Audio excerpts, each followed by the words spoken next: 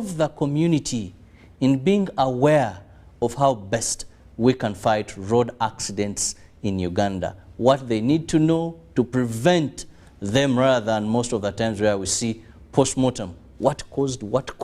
We want now to prevent these accidents. And joining me on set to discuss this is the Director, Traffic, Uganda Police Force, that is Rollins Niwabine. You're most welcome, sir, to our studios. Thank you very much, Mr. Kirabo. I'm grateful to be here, and thank you. Then on my extreme hand is a man who is very passionate about creating awareness in the field of road safety, and that is Engineer Janad Asimwe, who happens to be, that is the EDIMMPE, which is the Institute of Mining, Geological and Petroleum Engineers, Uganda. You're most welcome, Engineer. Thank you so much, Mr. Chirabo, for inviting us and having this lovely welcome. Thank you so much. I'll begin with the Director, Traffic. Afande, we know many times we look at police as the people responsible for roads, and when an accident occurs, the first thing we ask ourselves is, police yabadewa, literally, where was police? You know, how could this overloaded bus move from Kanungu to maybe this area has gotten an accident? This time, why are you moving this campaign to the communities? Oh, thank you very much. Police, as usual, is the one mandated to enforce the law. And we do that. And that is why the community says, oh, where was police? The community would love to see police everywhere, that in any situation, they're able either to respond very fast or contain it before it occurs. So that is the reason why the community says, oh, where was police? Two, we want community involvement. This community involvement, we've realized of recent that the motorcycles have moved to those villages, remote areas, and they are replacing bicycles. And when they get there, you find a whole family has, the father puts the whole family on a motorcycle, and they are going either to the market, either to the church, or any other function, whether wedding or any celebration. Now, on the course of riding, and the whole family is on the motorcycle, they get an accident, or they are involved in a road crash. And 4 people in a family die, or all of them. So we are looking at the number of passengers that are dying on these motorcycles, and we say no.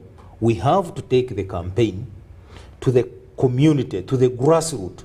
And when we go to the local communities, we shall identify the leaders who are the LC1, LC2, LC3, and the councillors who represent the people. They also have a constituency down there. So that's why we are moving to local communities such that we involve them in this road crash campaign.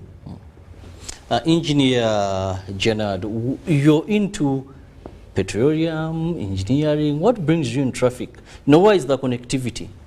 Okay, first of all, I want to thank the Traffic Uganda, also the Directorate, and our director here and the team who managed to come to the region of Albertine, and we successfully launched the campaign led by our team of the Directorate and IMPE Uganda, that is Institute of Mining, Metallurgy, Petroleum Engineers Uganda, which involves itself in developing projects across the country. And I think we have a lot of logistics across the country, and safety is always the most important thing. Before I go on so much, I want to extend sincere condolences to our Dr. Bagonza, who just crashed on Friday on moto, Nakawa, and the fraternity of doctors. Please, we are with you, and we are in sorrows. She was a very good doctor, and really she was doing primary health care along IMC clinics, and we have lost her also in this kind of accidents. When you see the directorate and Impe Uganda coming out, it is not just something that which is looked at as an entertainment. It is something which is taking life. So I go back to your question, how you are asking, I'm in a lot of projects of mineral, petroleum and infrastructure. If safety is not there, then even the roads we are constructing, whatever we are doing is not going to happen. So that's why we come and join with Traffic Uganda to ensure that safety is key, and everyone at least who is moving on roads knows that at home there is someone who is waiting. Thank you. Now I come back to the Director of Traffic. You know, accidents we see in Uganda, they happen on a daily basis. Yes. And I remember one time I was discussing with you a number of years back, and we were talking about issues of border, and you used this word that I always use in a number of shows. You told me borders are an unnecessary evil. That because they lose so many, they kill so many people. But let's understand, why do you think Uganda is not given accidents the due priority they take? I'll give a simple example. Every day people die due to accidents. But it's only when we have a VIP, a member of parliament, or a bus that kills so many people, that you hear these things make it maybe to the floor of parliament. You know, we do not look at accidents as even a serious killer of Ugandans. I was looking at a report that indicated about 800 dying, and many of these are people below 40 years. And this is the age of productivity. But we seem like yafudaka benje wiba. Accidents. Thank you very much. Very analytical. Thank you. Now, the problem is conceptualization of the term road safety. How do you link road safety to economic development? How do you link road safety to other sectors that contribute to economic development? The moment we get to understand that linkage, you will see everybody coming on board and speaking the same language. I would also like to add, you see, coordinating all those sectors and agencies that work towards achieving good road use has not been really achieved, has not been really moved to the next step. We need to coordinate, and we need a coordinating office. And this coordinating office should have also structures that run to the grassroots. It should also have resources that it should educate the masses about road safety. I'm going back to conceptualization of road safety. If Uganda is depicted on international scene, that whenever you arrive at the airport and you move on the roads are not safe. It impacts on some sector of the economy, and I want to mention it now, tourism. How much do we get from tourism and these arrivals, the tourists? So if on international scene, Uganda is known to have killer roads, which it will affect the number of tourists arriving in this country. And if it affects those number of tourists arriving in this country, it also affects the revenue collected in the tourism sector. These are the linkages we need to look at. And then coming to your analysis, the productive age is the one which is dying. It is affecting productivity in the whole sectors of the economy. it is also affecting the labor force of this country. It is increasing strain because we are getting now more disabled people because of these injuries. We need to rethink the way we look at road safety in this country and come on the same board with police. With police, because we have all the information. There is no one who has information about road safety than police. Even these ones who are doing research get information from us. So we need really to come on board and help Ugandans so that we don't have a disabled population in the near future. Well, Engineer Janad, we know this is a campaign that is being launched, but help us understand, what are some of these highlights, the message you're communicating, that you want people on the roads, people driving, what are some of those tips that you're focusing, the message you're sending to the people at such a time? Okay, thanks so much. And me now, I'm like, consider me to be the last consumer in supply chain. Because me, I'm using the road. And I'm ensuring that I want to reach safely wherever I'm going. So to me, now if it is to me, I'm talking to other people also who are using roads, like me, how I'm using it. This campaign, it is going to us who are using the roads, because most cases we look at traffic. Uganda are the most people to be blamed when accidents happen. But we have forgotten that we are the key users of these roads. By the time you blame the traffic, you're already dead. I don't know how you are going to blame, but they will help you to blame on your behalf. And then you won't get accountability of your blaming. So what happens is that prevention is always better than what? Cure. That's why we come into your question, what are those key things we are looking at? Give an example. When you are driving, director, I'm reporting these issues. Maybe some of them, you see them. Sometimes you are driving, someone in front of you is on call. Is receiving a call, but you are seeing a car is in a sinusoidal, making sinusoidal curves along the road. Then you ask yourself, if at all I'm taking off, can I go this side? And this person maybe is negotiating a business on the phone when he's driving. What happens? The guy tells, no, you don't have a contract. What happens? Loses. And then maybe from behind, people do what? I would ask the people who are driving, thank that we have the vehicles, but the children at home are waiting for us. We went live and they want us to come back what? Live. If you have any business call or any family call, anything, why don't you park along the side and then take your call? After making a call, you drive safely.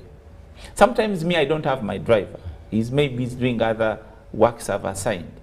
But when I'm going to drive myself, if I feel dizziness, a director, when you find my vehicle one day parking along the road, don't think that the vehicle has got a mechanical problem. Sometimes I park along the road and I sleep. I first sleep, at least 30 minutes are enough to refresh my brain, and then go back on road. But then you find someone is driving, is dozing on road. Some people drive kilometers when they are dozing, when they're in another world. So I would caution the public that please, if you see that you are tired, don't drive to impress your boss that maybe you okay, you are standard. Talk to your boss and tell him, engineer, I'm not feeling okay. I'm not feeling stable when I'm on road.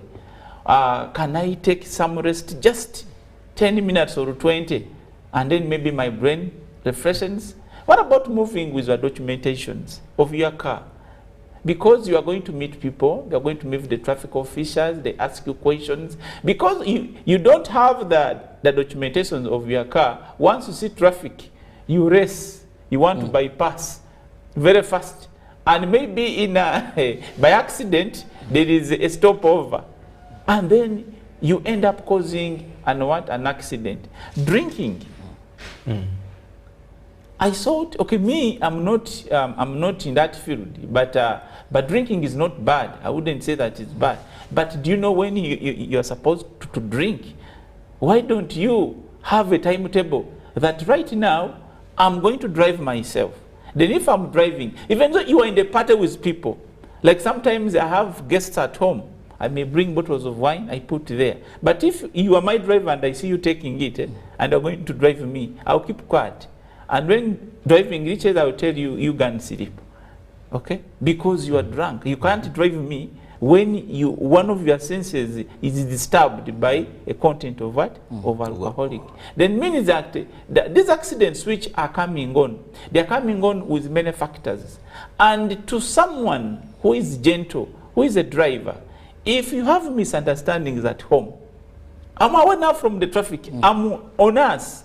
Someone you come from home, when you have a lot of things at home, you are not in good terms with your wife, maybe children, neighbors, hey, you just enter the car and bang. Once you realize that you have closed your door of the car, not in good moods, just come out and go back in the house. It means that car may not reach well, wherever you are going. You need to notice these signs. You yourself and say, I may get a problem. Because you have begun problems from home. Exactly. Then meaning that you need to use your brain and say, where I'm going, I'm safe. If at home, I came when I'm not safe. Those are the people you meet on the way. You are bypassing him, maybe overtaking him. He's trying to become funny because he's having what you call a displacement factor. These are psychological terms. Someone gets angered at home, then he comes to bring the anger, to bring it to Chirabo, who is driving to UBC in good terms. And then finally you clock. Then he comes out, he parks the car in the middle, and director, since you are here, I want to ask a question myself. Why do people, when they get those small crutches, someone parks in the middle of the road, and then it causes other people even to get into other accidents? Waiting for police.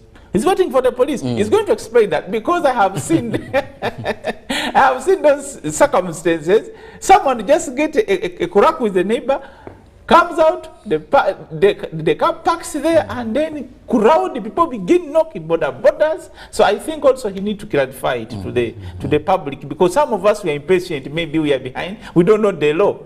And then we begin looking at the person who is parking. Maybe for him is right, and for us we are not right. So I think it's going to also help us into that. But the question is that when we are driving, let's know that there are people who are waiting for us where we are going, and there are people who are waiting for us where we are coming from. The speed we normally have, like me, my cars, I normally make sure that they are mechanically stable.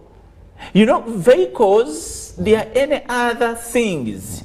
If you don't look after them, you may reach at a corner, you want to negotiate a corner, and some of the project people I normally see driving, they negotiate in 120. That is a parabolic curve of vehicles for x squared. You have to be sure that what you are describing, is it real? My vehicle can it. There are types of vehicles which you say like TX. TX, I may say, I don't want to go beyond 100, okay? If I negotiate in 100, this car may do what? Overturn. May overturn. Maybe I have some car which is flattening down. If I use this speed, and so those are technicalities, yes, but all we are talking about overspeeding. Yes, you need to know your vehicle you are using. You see, all these things is a Venn diagram. Or is a flow chart. Something like that.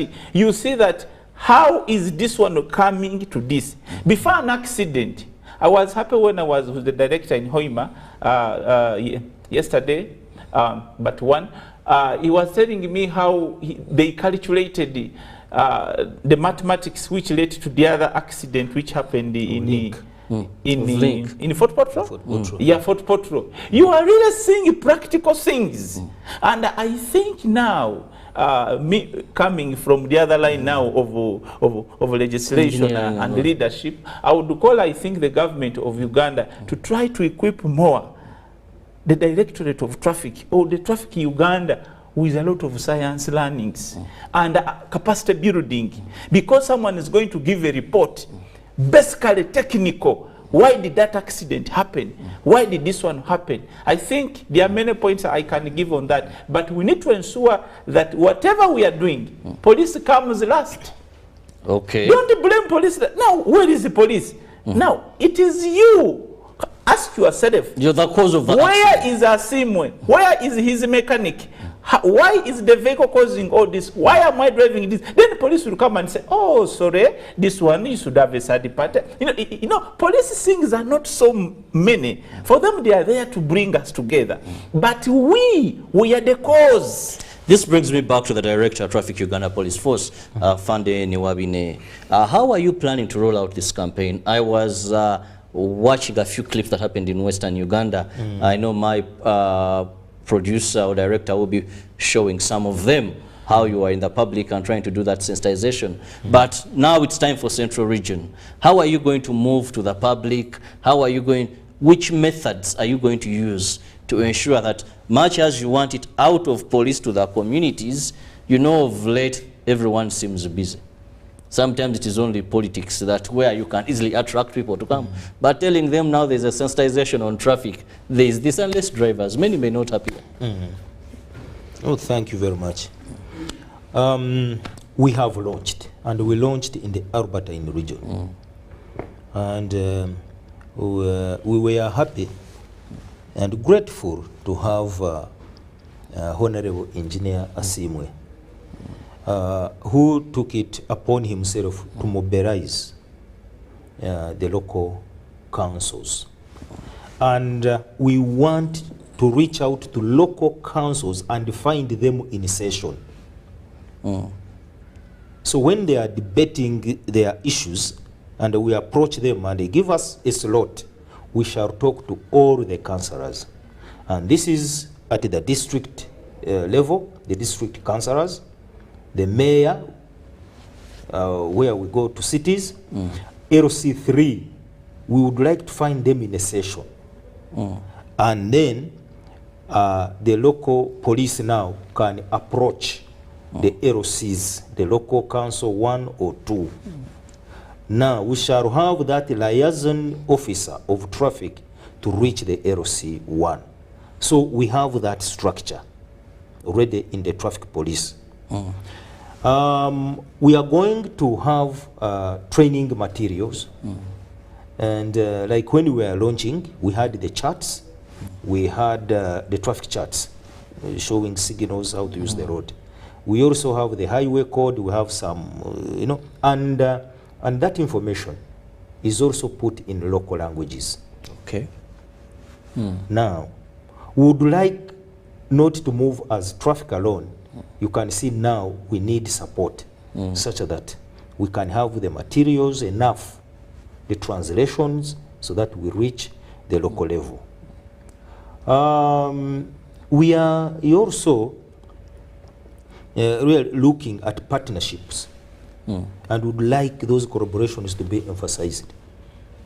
And we are looking at the churches. We are looking at the mosques.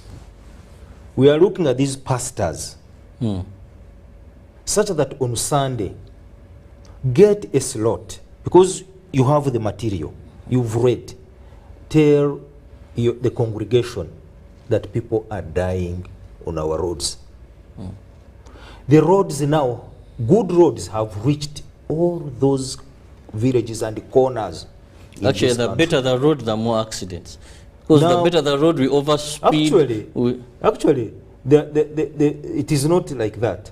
The better the roads, the less accidents. But the severity of those accidents. The chances that when you are involved in an accident, you are likely to die goes high. Because someone will overspeed, because the road is okay. When you have potholes, you speed. You've now seen it. That severity index goes high.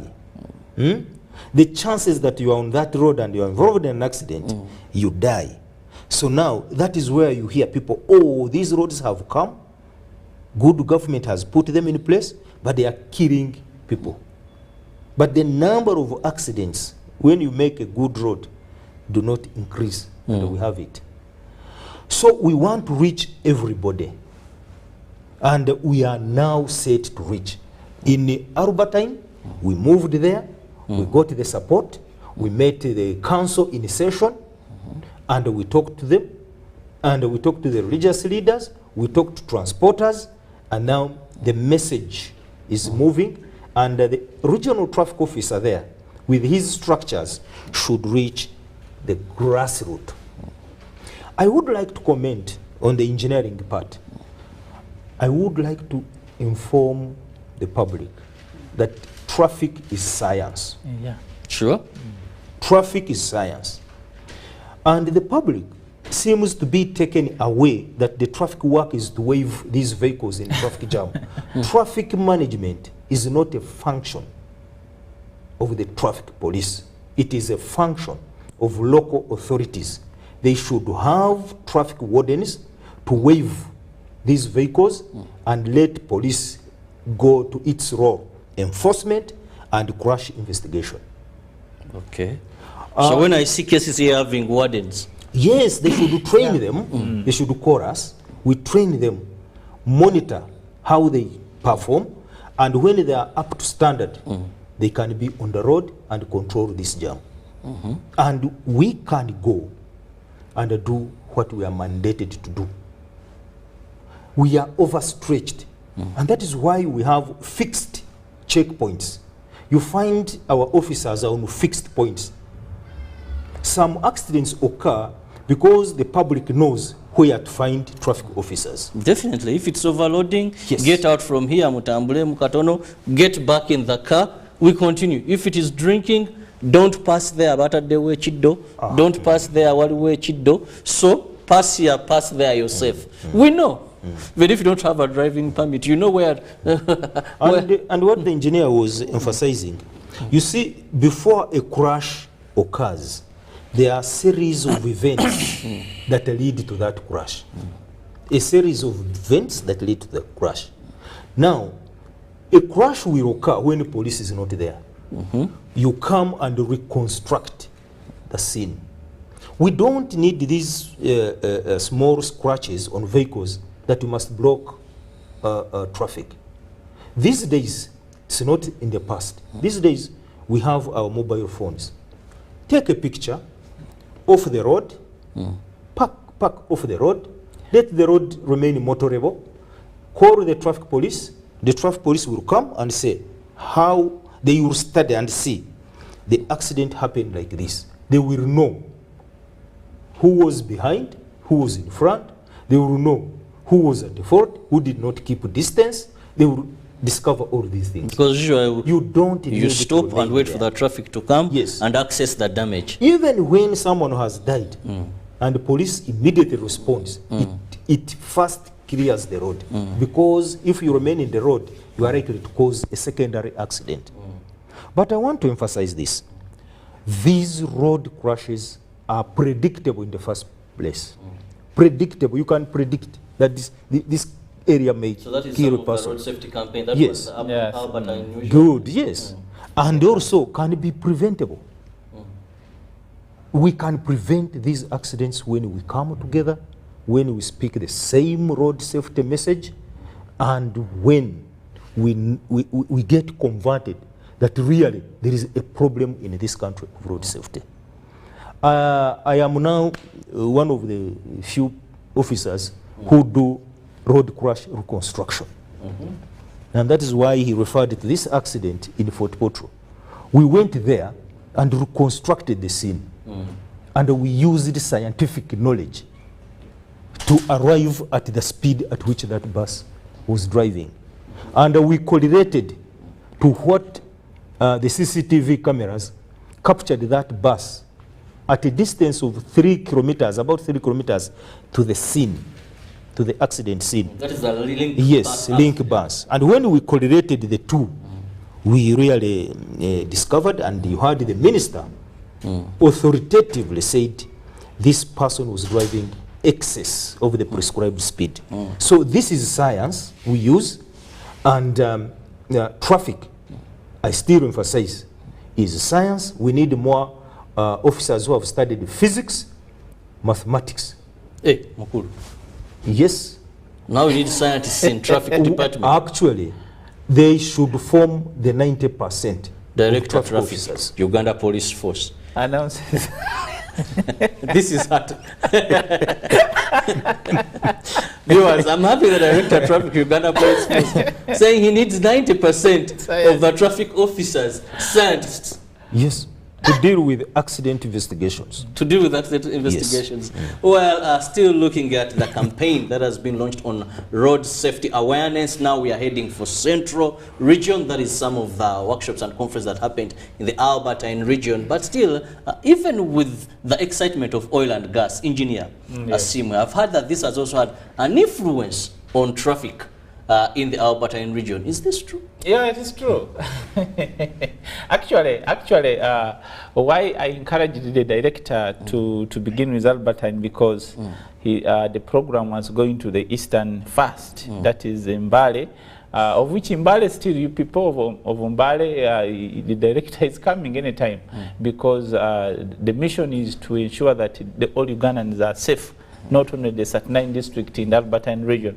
But why mostly he began with Albertine region? Because the traffic is already increasing randomly so much. It is too much, because for me, I'm involved in the companies developing these projects of oil and gas, and I'm one of the key members in this. The traffic of only the Sinoco trucks, we may go to 2,000 in the next 2 years. You find that the traffic is going to be high.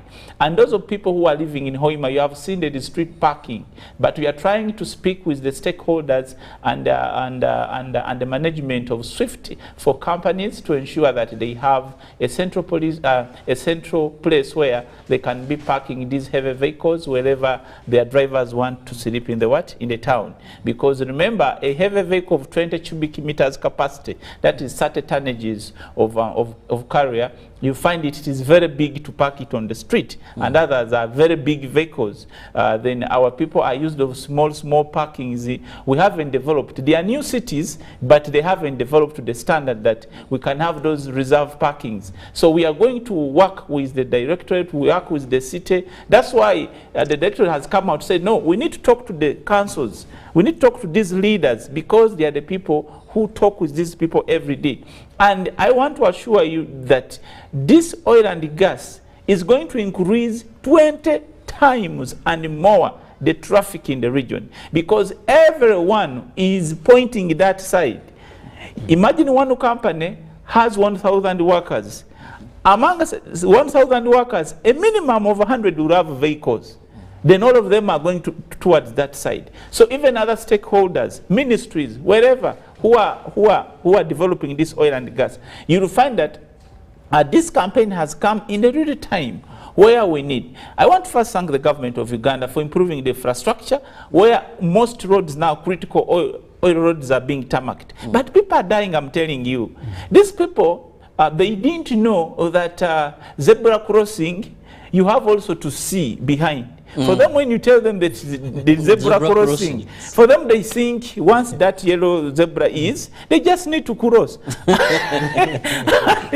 the vehicle is that one. That's why the directorate comes and says, no, we need to make these people understand these things. That you don't just... Hey, now, you put a road and put 20. They don't know why you are saying 20.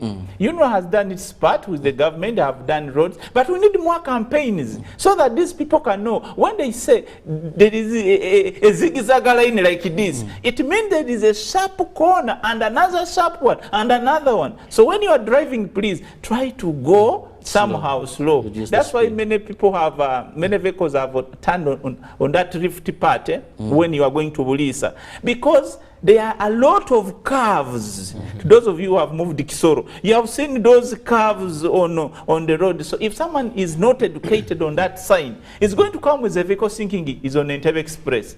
And that's how people have died.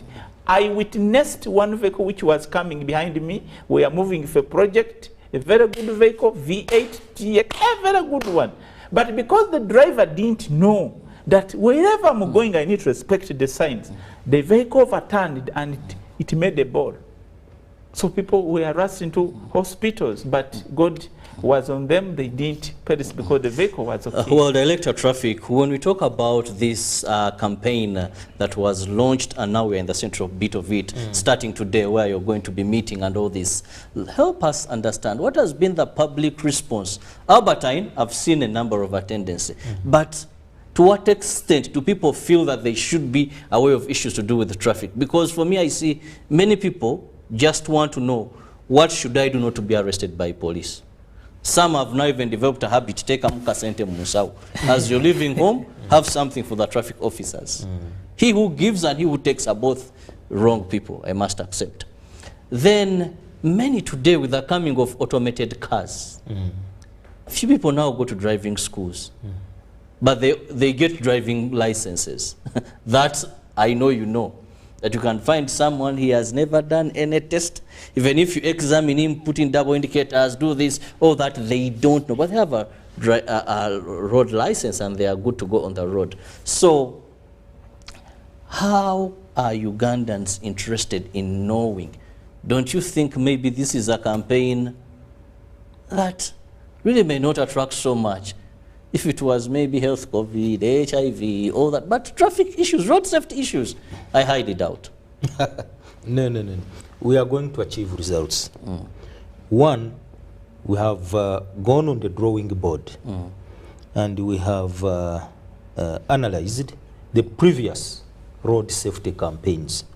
Because there have been many, really. And we asked ourselves, what is it that we are not doing correct as traffic police? And we have come up with that initiative, this initiative. Now, whom are you targeting? We have the statistics. The motorcyclists have surpassed the pedestrians. The trend of road crashes in Uganda has been that the pedestrians die more. But last year, the numbers that of motorcyclists that die on these roads has surpassed the pedestrians. And this is worrying.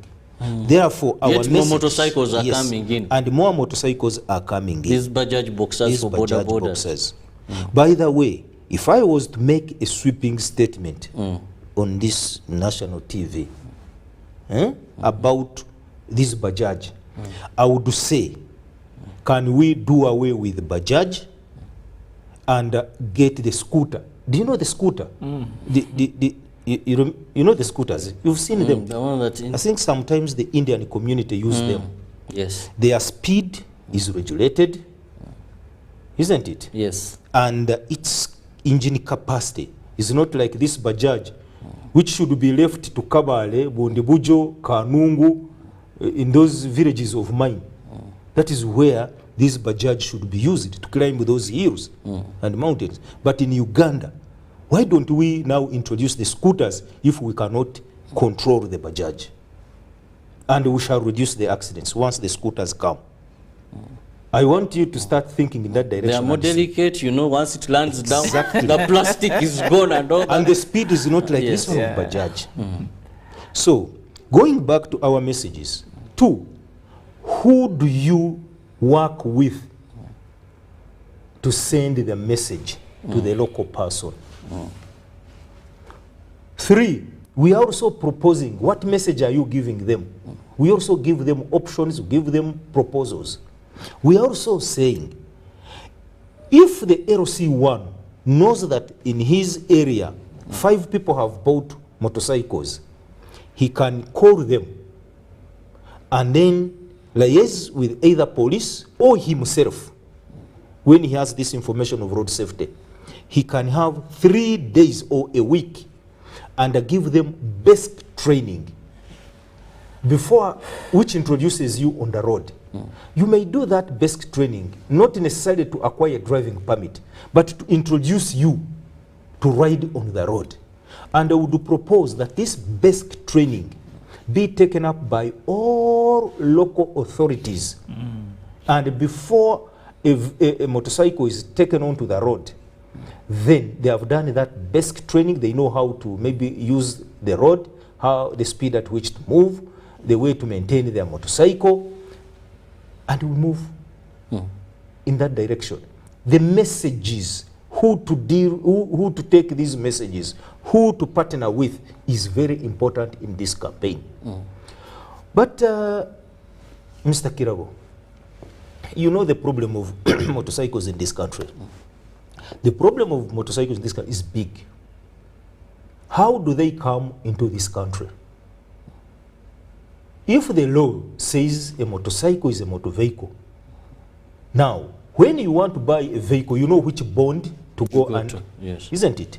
Why is it that these motorcycles are sold in retail like any other commodity? That is the reason why a grandmother of a certain boy sells his piece of land, gives 5 million to the grandson, and the grandson goes on the road, on a shop, buys a motorcycle, and comes home riding to show the grandmother.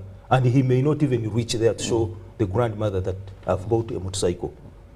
Why can't we centralize all these selling points of motorcycles? If they come as spare parts, they are taken in one central place. You work on them, you assemble. After assembling, the registration begins.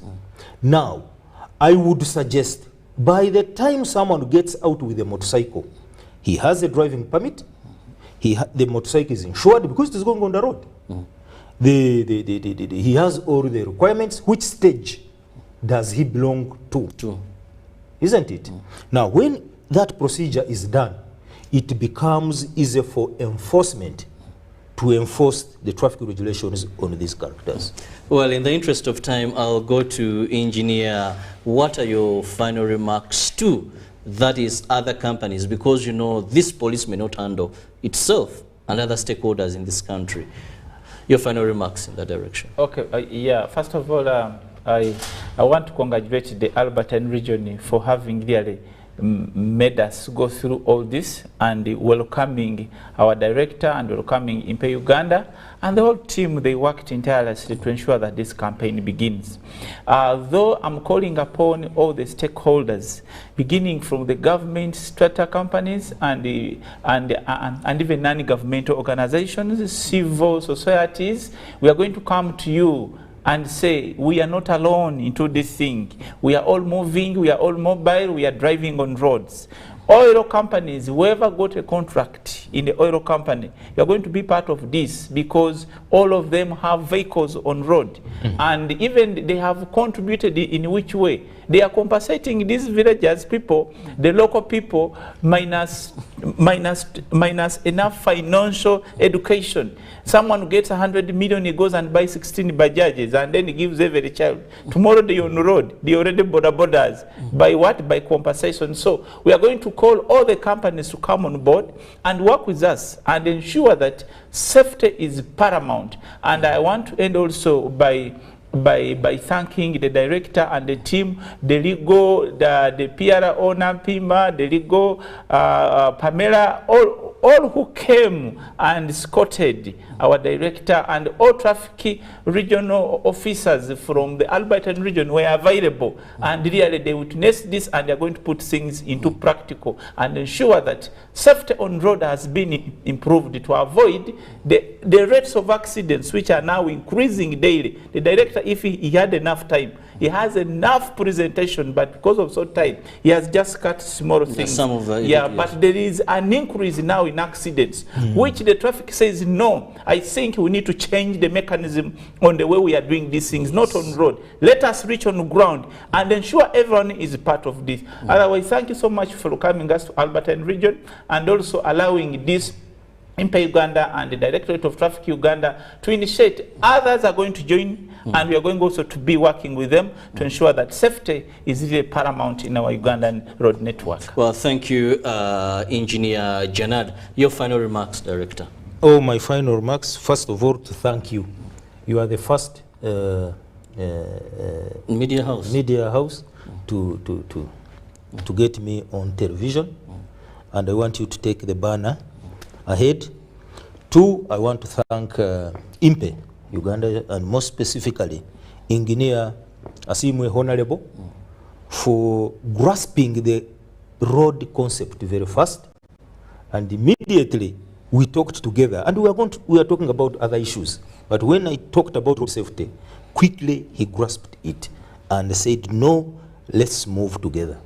I'm very happy, and others should learn from Honorable Engineer, and we see how best we can improve. Lastly, traffic police is saying no.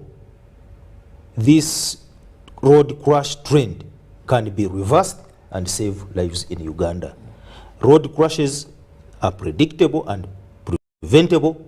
Can we work together and achieve this? Thank you very much. Well, thank you so much, Director of Traffic, Uganda Police Force, Lawrence Niwabine, and also Impe Uganda, that is ED Engineer Honorable Asimwe Janad. For this time, it is time for the Central Region. Starting from today, let's welcome the teams from police and let's pass on the message. Everybody is a potential victim of an accident. It may not be you, but that one in front of you, that one behind you, that one in the sides, and of course border cyclists. You're now dying more than anybody because of road accidents. Welcome knowledge, welcome wisdom, and please, please, we can reverse the trend of road crashes in Uganda. Have a lovely day. God bless you.